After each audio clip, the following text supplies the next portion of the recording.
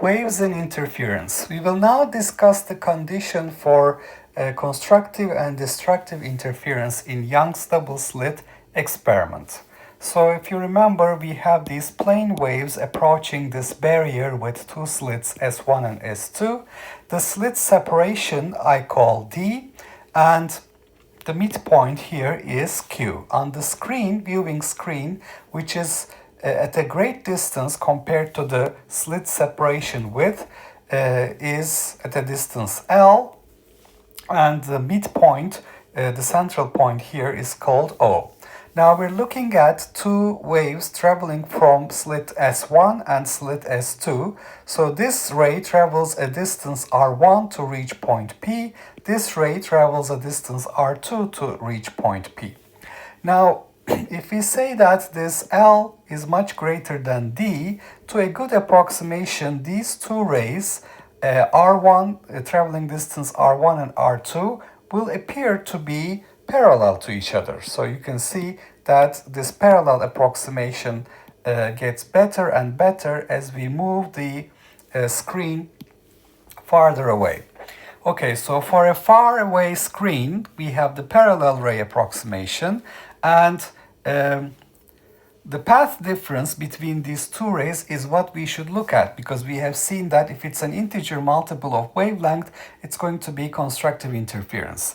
Now this is D, our slit separation. So D cosine theta is here and D sine theta is here. With the approximation that these rays are parallel to each other, we have a 90-degree angle here and also a 90-degree angle for the midline that connects Q to point Q to point P. So the path difference between these two rays, after this point they travel the same distance because they're moving parallel to each other, to a good approximation, is D sine theta. So on the other hand, because this angle is 90 degrees, this angle will be 90 minus theta, this angle will be theta. So we can see that for the distance of point P with respect to the center point O, Y, we have Y and L belonging to a right triangle here with an angle theta on one corner of the triangle, so that tangent theta is Y over L. Okay, so with this parallel ray approximation, there is the path difference R2 minus R1 is equal to D sine theta, and after that they travel the same distance. So when we assume R1 is parallel to R2, the path difference between the two rays is D sine theta. So what is the extra distance traveled from the lower slit? It's going to be the path difference delta, which is R2 minus R1, that is equal to D sine theta, with this parallel ray approximation, which becomes valid when the screen is very far away. So what is the condition for constructive interference? For bright fringes, the path difference should be an integer multiple of wavelengths. As we have seen in our previous lecture, you can see that we need to have a path difference of, for example, 1 lambda to see the first bright fringe when we move away from the central bright fringe. So that's basically what we're saying here. 1 lambda, 2 lambda, 3 lambda, etc. So that will be on one side of the screen, and minus lambda, minus 2 lambda, minus 3 lambda, etc. for the other side. So we will have a path difference D sine theta bright equals m lambda. M can be 0 here because that corresponds to the central bright fringe, plus minus 1 plus minus 2. M is called the order number. Okay, so the central bright fringe, theta bright, is equal to 0, will correspond to 0th order maximum. So m equals 0, that's the central bright fringe, 0th order maximum. On the other hand, in order to have dark fringes, we should have destructive interference.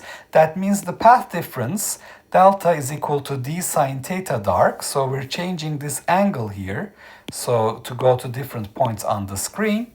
So this sine theta dark must be equal to m plus 1/2 lambda, where m is an integer, 0 plus minus 1 plus minus 2, etc. So this will take us to what we called point R and R prime here, for the first dark fringe, for example, for lambda over 2.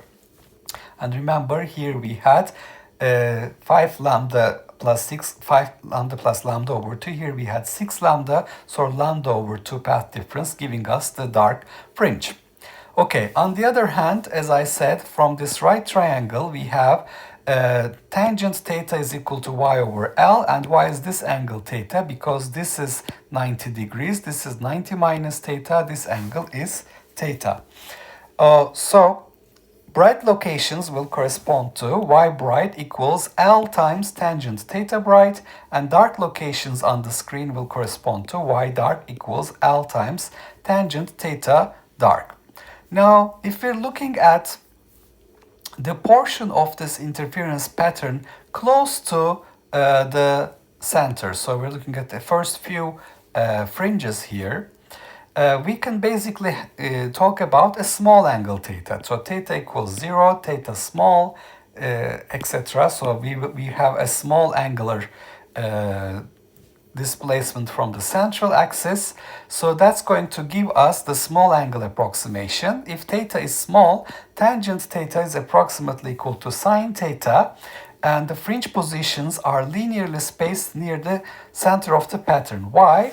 Because for tangent theta bright, we can substitute sine theta bright, which is m lambda over d. So we will have L times m lambda over d for y bright, and for tangent theta dark, we can substitute sine theta dark, which is m plus 1/2 lambda over d times L. Now you can see that this varies linearly with m, so we have a linearly spaced pattern near the center of the interference pattern. Okay, let's take a look at a few examples. Measuring the wavelength of a light source. A viewing screen is separated from a double slit by 4.8 meters. The distance between the two slits is 0.03 millimeters, which is 30 micrometers. Monochromatic light, that is light with single wavelength component, is directed toward the double slit and forms an interference pattern on the screen. The first dark fringe is 4.5 centimeters from the center line on the screen. Part A, determine the wavelength of light. Part B, calculate the distance between adjacent bright fringes. Now, in this example, we have L is equal to 4.80 meters. The distance between the screen and the barrier. The distance between two slits, slit separation is 0.03 10 to minus 3 meters. The location of the first dark, y dark 1, is 4.5 centimeters, 4.5 times 10 to minus 2 meters. So let's start in part A. So what is the condition for dark fringes? Now we know that dark fringes in Young's double slit experiment will occur for a path difference delta is equal to d sine theta dark. And here you can see that L is much greater than d, so parallel ray approximation holds. So this d sine theta dark should be equal to m plus 1/2 lambda. So here m is an integer, 0, plus minus 1, plus minus 2, etc. So for the first dark fringe, because it mentions in the problem statement that we have the first dark fringe here, that is the first dark fringe. So we can have m equals 1, first dark fringe.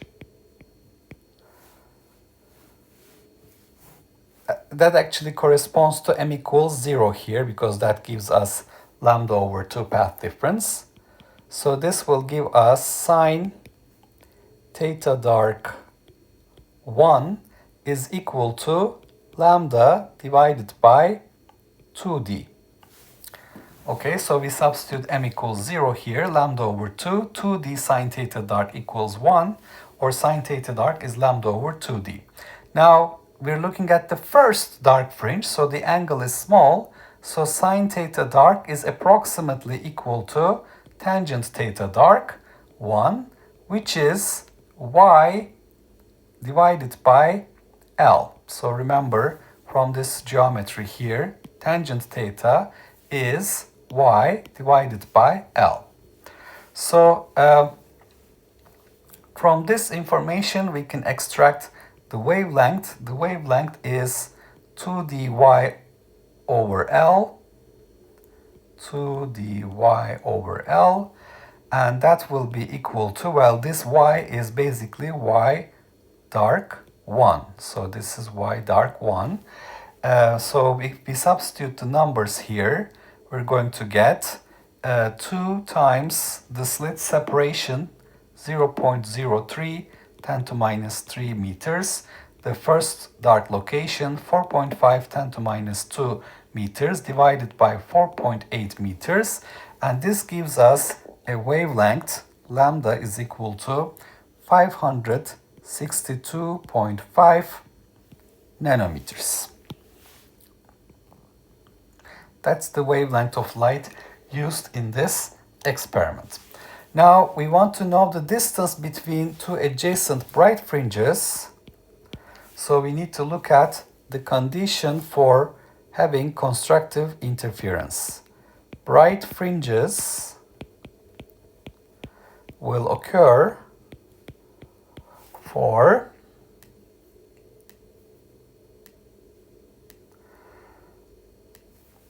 the path difference delta is equal to d sine theta bright. That must be m lambda, and m is 0, plus minus 1, plus minus 2, etc.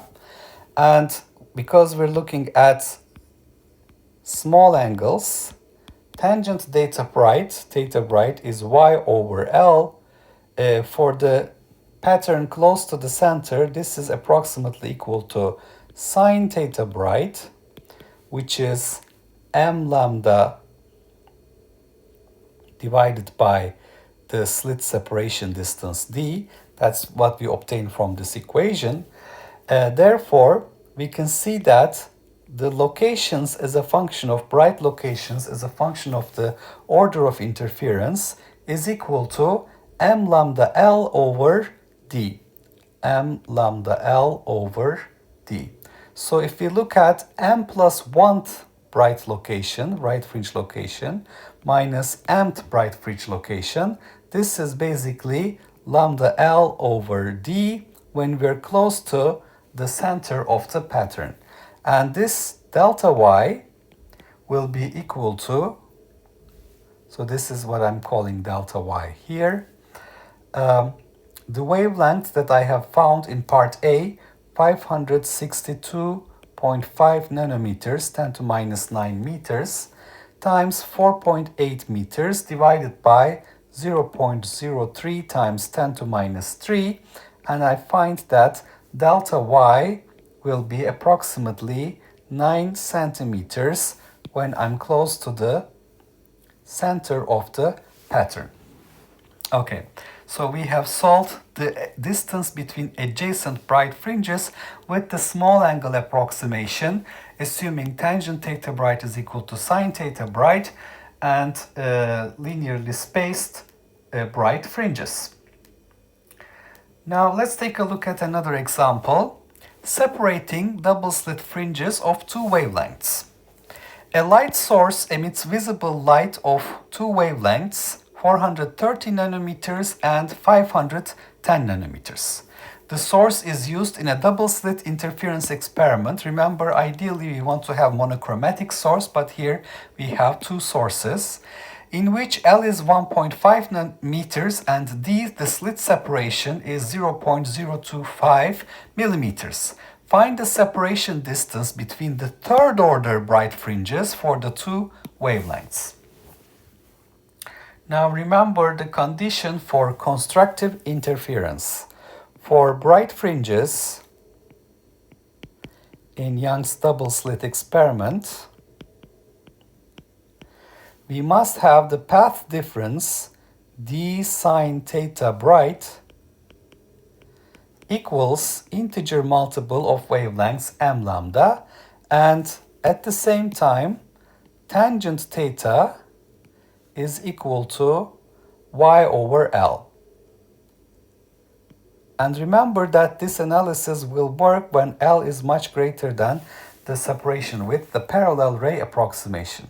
This is approximately equal to sine of the angle theta for small angle when we are looking at the middle of the pattern. Okay, so we have sine theta bright equals m lambda over d. So m lambda over d, our sine theta bright, must be equal to sine theta bright, m lambda over d is y over L. So y bright over L. The bright locations on the screen divided by the screen distance from the slits. So this gives us the bright locations to be m lambda L divided by d, the slit separation. So we want to know the distance between third order bright fringes. So what is the location of the third order bright fringe? It is m equals 3, so it would be 3 lambda L divided by d. So for the first wavelength, we have the third order bright fringe at the location, we can calculate here, 3 times, the first wavelength is 430 nanometers, 430 10 to minus 9 times L, 1.5 meters, divided by 0.025 10 to minus 3. This gives us 0.0774 meters. And for the second wavelength, the third order bright fringe will occur at the location, we can calculate 3 times 510 nanometers, 10 to minus 9 times 1.5 divided by 0.025, 10 to minus 3, and this is equal to 0.0918 meters. So if we subtract y2, 3 from y1, 3, we obtain delta y is equal to 1.44 centimeters. That is the distance between third order bright fringes. Now, are there any locations on the screen where the bright fringes from the two wavelengths overlap exactly? So, the first one gives us a bright fringe location for M1 and 1th order bright fringe, lambda 1 times L divided by D. And this must be equal to Y2, so I want them to overlap. So this would be M2 lambda 2 L divided by D. So it will be a different order for different sources. So for lambda 1, I will have order M1. For lambda 2, I will have order M2. So the ratio M1 over M2 will be equal to lambda 2 divided by lambda 1. So what was lambda 2? 510. What is lambda 1? 430 nanometers. So this gives me 51 over 43. So what does that mean? So 51st fringe, bright fringe,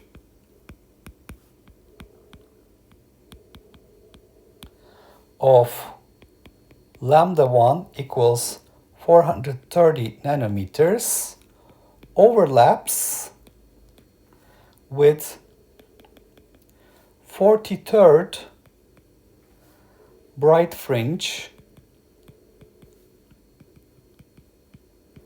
of lambda 2 equals 510 nanometers, at which location? At location y equals 51, so let's calculate it using the first wavelength, 51 times 430 10 to minus 9 times 1.5 divided by 0.025 times 10 to minus 3, the location is 1.32 meters. Okay, so this is exactly, this is not going to be a very precise answer here because remember that here I'm using the small angle approximation. At such a high order fringe interference, we may not have the small angle approximation hold, so a better calculation would be using sine theta and tangent theta separately and not equating them, because we will have an appreciable angle here, theta. Okay, so in this lecture we have talked about the condition for constructive interference in Young's double slit experiment.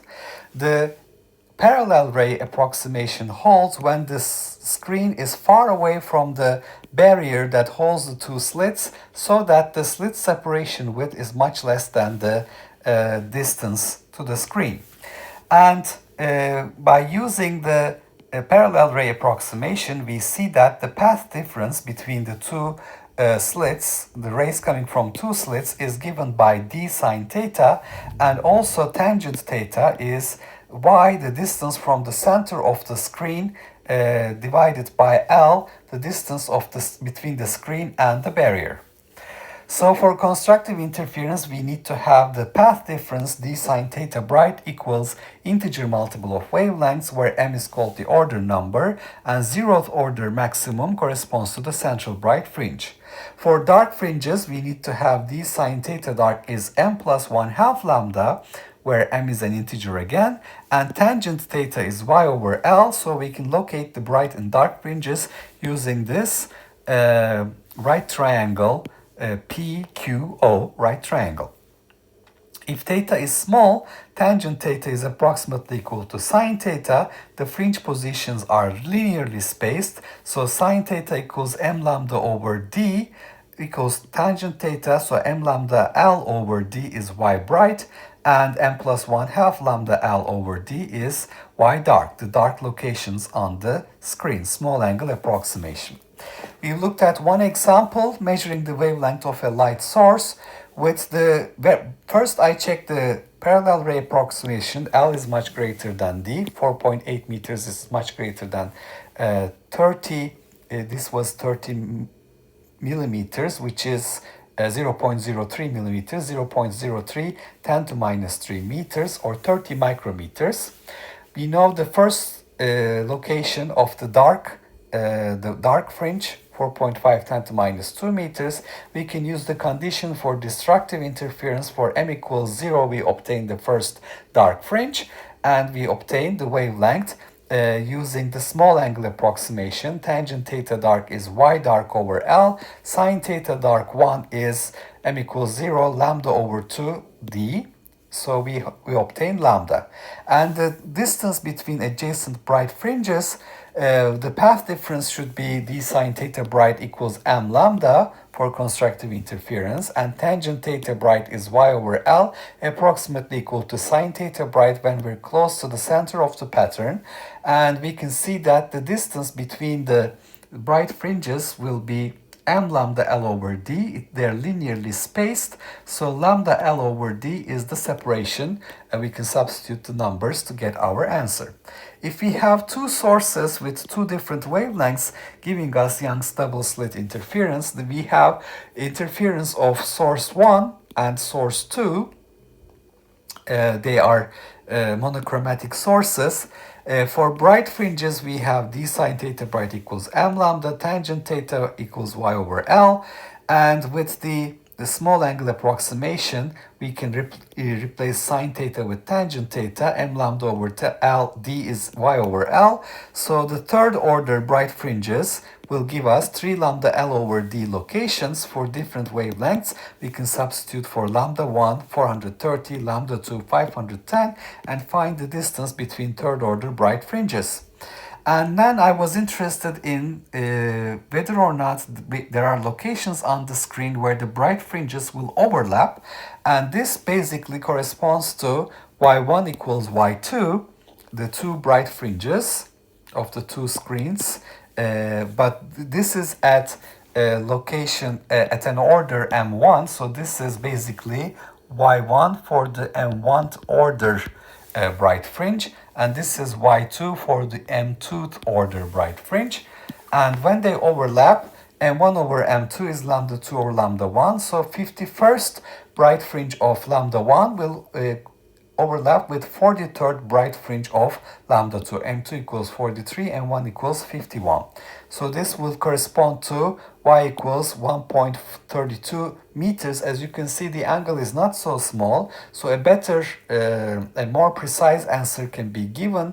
A more accurate answer could be given by considering not this approximation, tangent theta equals sine theta, but calculating tangents and sines separately. Of course, that will become a more involved calculation.